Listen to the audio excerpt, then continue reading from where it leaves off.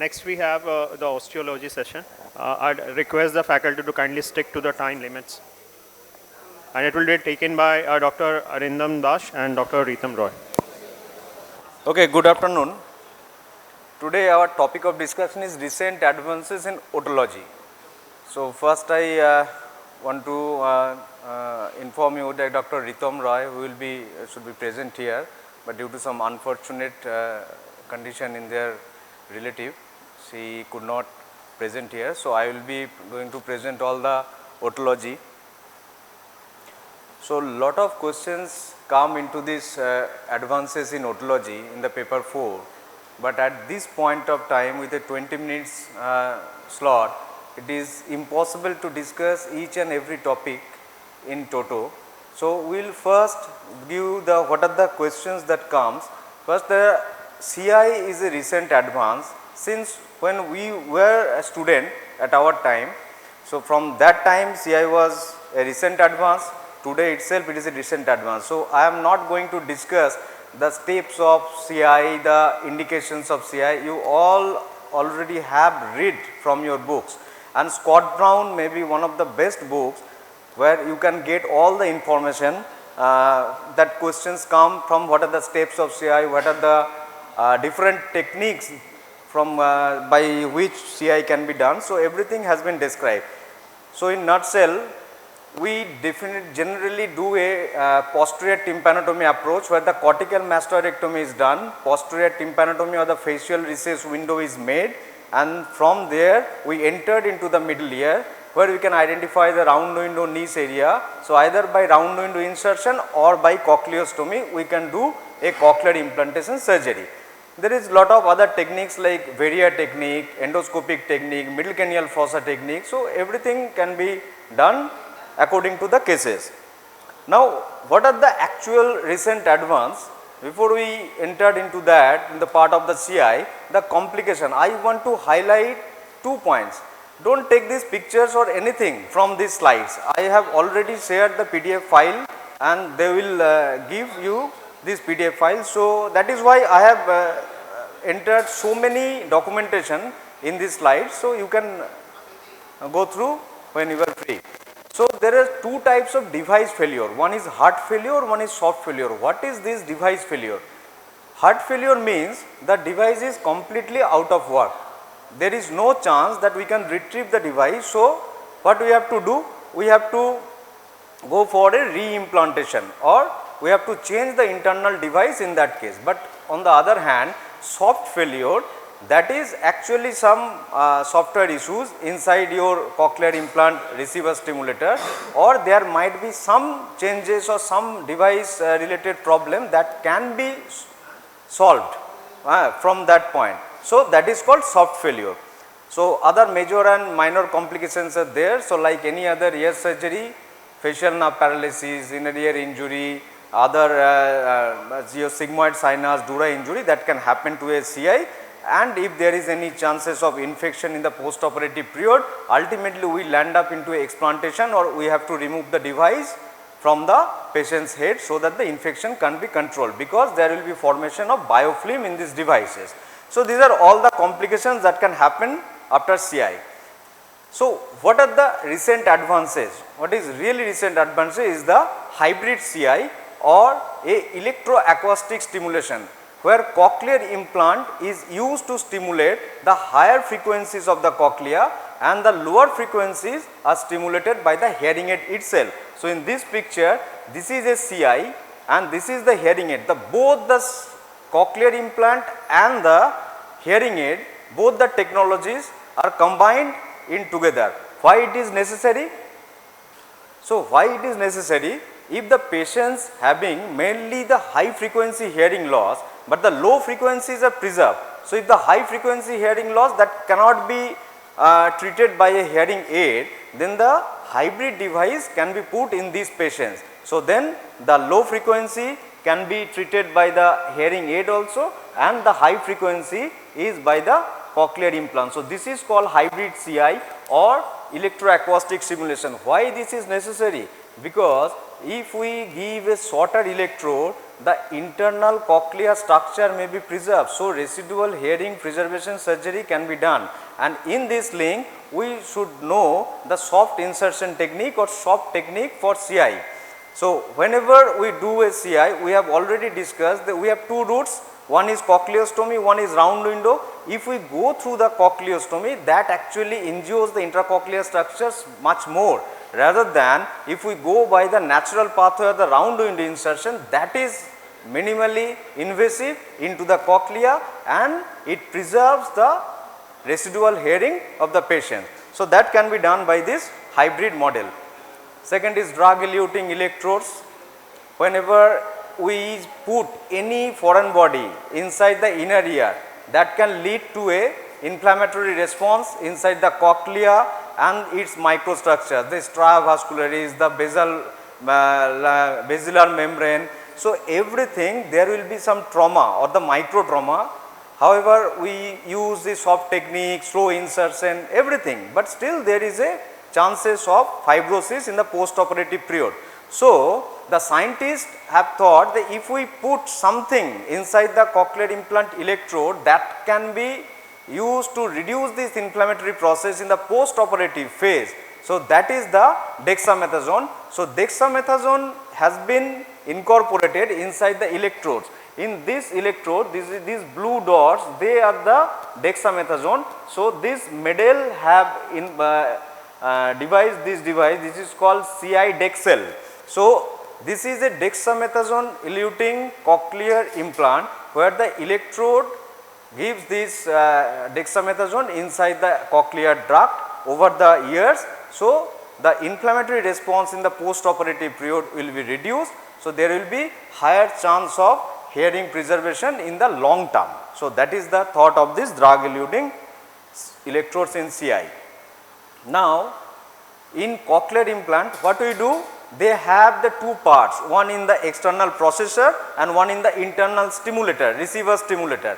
So, this totally implantable cochlear implant, the single piece of device totally implanted inside the skin flap, but they can have the both the functions, the external function as well as the internal function. So, the main two things are the difficult to do in this technology. One is the battery life.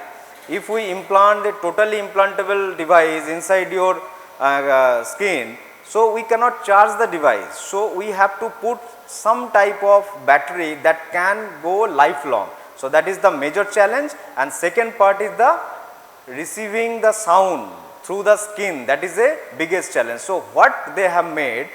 They have made a battery package that can be put in the chest like the pacemaker, the same technique. So, the battery package can be put there and that can be give a lifelong backup for the patient. And second thing is they have given the stimulator or the receiver for the sound in the ossicular chain behind the tympanic membrane. So, that is the natural process of the sound can go inside the ear after vibration of the TM.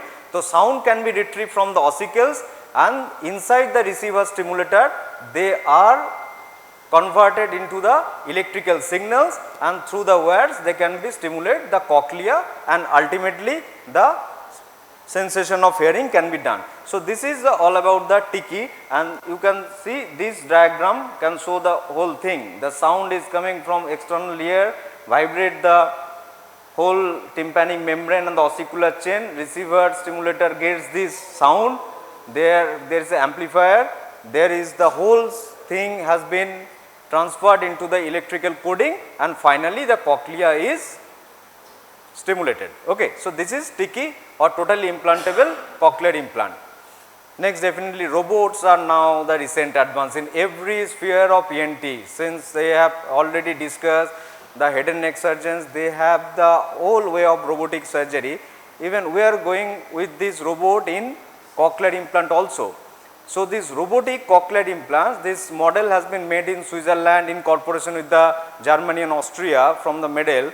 This is called the Hero, and what they do actually, like the navigation, if you know what is navigation, we first do a CT scan, map the whole cochlea and the temporal bone, and we put some visual marker or the over the mastoid bone, that should be done by the surgeons, and then this robot do a bar hole in the cochlear, this cortex of the mastoid, and through the posterior tympanotomy they drill up to the cochlea and the electrode is inserted in a slow fashion. So, two important things in this robotic implantation. First is you do not need to do a cochlear, this cortical mastoidectomy, search for the facial recess, this technically difficult thing. This robotic insertion, they have the facial nerve monitor inbuilt there. So, when they go through the facial recess, the facial nerve safety is there. They reach up to the middle layer and identify the round window niche according to the CT guidance, and then we can insert through the robotic hand. Why it is important? Because in human hand there is some jitter, there is some movement. So, that can be avoided by a robotic insertion, as well as the slow and smooth insertion can only be achieved over 2 minutes of insertion by this robot. So, either complete robotic surgery or with only robotic insertion. So, this is the actual scenario where the robot stand in otology or maybe in the cochlear implantation, but still we are in a very early stage of implementation. Only 60 cases has been performed worldwide. So, now the times are maybe 4 hours to 6 hours, but we humans do in 2 hours or maybe in lesser time, but the data has been updated day by day, and one day will come the robot will do implant within 15, 30 or 40 minutes in a cochlear implantation can be done by this way. So, now some regenerative treatment in tympanoplasty. We have already know the PRP, there is a use of FGF, fibroblast growth factor, there is some other technologies, the biofabrication and tympanic membrane scaffold. So, we will not discuss in detail, we put all the data here so that you can go. So, PRP can be used after tympanic membrane reconstruction by tympanoplasty method as usual. So, it gives a better graft take up after some time. So, this is a one novel approach. The FGF has been incorporated with a gel foam around the margins of the tympanic membrane after refreshing it, and it gives regeneration of the tympanic membrane with a 1 month of time. So, this paper has been published, I have given the documentation also. So, these are the latest thing which can be used in tympanoplasty and all these approaches. Like biofabrication, here we make this tympanic membrane from the 3D printing, and they can be used for this tympanoplasty or tympanic membrane grafting. Now, a very hot topic is stem cell therapy. You all know, I guess you all have read this topic, this stem cell therapy. So, I will not going to in details of this stem cell therapy, but I will highlight one thing, how you can give the stem cell injection, the drug delivery system, how it can be given. Definitely by endoscopy. If we go transcanal endoscopic surgery, we can elevate the tympanic membrane right to a round window is in front of you. So, you can give the injections inside the cochlea through this. So, where we can give the injection, these are the main areas where the injections are given, stria vascularis, the cochlea and the spiral ligament. So, actually inside the round window niche puncturing the round window membrane, we give the stem cell injection inside the cochlea. This is how it works. 3D printing, imprinting can be done in cases of otoplasty. Now, we do otoplasty using the rib cartilage, but we have already make this 3D printing external auditory canal this cartilage, and we can have this in case of otoplasty. There are some advantages also. We have also have some questions on auditory brainstem implant. So, the patients, they are contraindicated for cochlear implantation, either they have absence of cochlear nerve or absence of cochlea. So, then we can have to do for a ABI or auditory brainstem implant. So, that can actually done by the MIRA or minimally invasive retrocochlear or the retrosigmoid approach, small hole, go up to CP angle, identify the 8th nerve nucleus and put it the electrode. No, that is not so simple. This is a very complicated procedure, and result is not as much as how you expect in a cochlear implantation surgery, but still it is some hope in patients where we can't give a cochlear implantation in cases. There is some important topics in your otosclerosis. the far advanced otosclerosis. So, when we call this a far advanced otosclerosis, the AC threshold is more than 85 decibel and BC threshold is unmeasurable. This is the situation is called far advanced otosclerosis. And the cochlea is also involved by otosclerosis. You cannot use a hearing aid for that patient. So, then we can have two things. One is DAX, direct acoustic cochlear stimulation. This is a active middle ear implant with a prosthesis, stapes prosthesis. So, stapes prosthesis, along with this stapes prosthesis, the middle ear implant is attached. So, we have to do a stapedotomy, put this active middle ear implant inside the vestibule, anchoring from the incus, and the external stimulator will give the sound and extra vibration to the cochlea. So, the conductive as well as the mixed loss or the SN loss can be easily rectified, and this gives some hope for these patients for far advanced otosclerosis. Very important topic, eustachian tube, balloon tuboplasty, so many topics in otology in recent advances.